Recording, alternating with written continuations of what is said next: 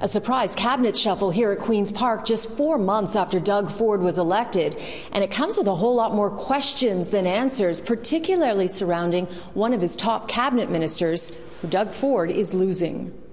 Both of these cabinet ministers standing with the Premier in Sarnia Friday morning for a sign unveiling no longer have their same jobs. Hours after this video was taken, Jim Wilson, who was the Minister for Economic Development, Job Creation and Trade, was gone. Not just from Cabinet, but from the PC party as well. A Ford spokesperson released a sudden statement that evening saying Wilson was resigning to deal with addiction issues. The veteran politician brought vast experience to Ford's cabinet. He's had a 28-year career, was once interim PC leader, and went to Washington with Ford to discuss trade talks. And this minister, Michael Tobolo, has been demoted just 4 days after the Premier stood in the legislature and declared his unwavering support for him. And I'll stand beside him any day, 365 days a year.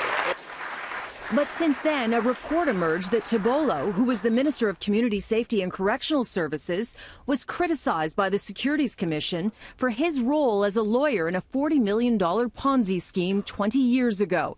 He's now in charge of tourism.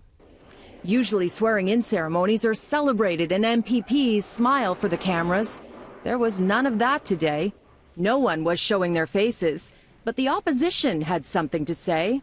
You can't earn the trust of the Ontario people with more secret backroom deals, and Ontario families deserve answers.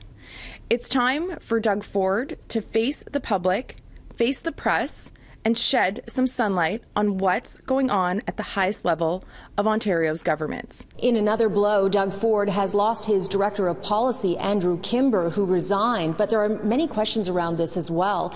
In a statement, the Premier's office said that it was an internal matter, but added, quote, "To protect the identity of any individual who brings forward an allegation, we would not comment on particulars." We will continue to follow this story.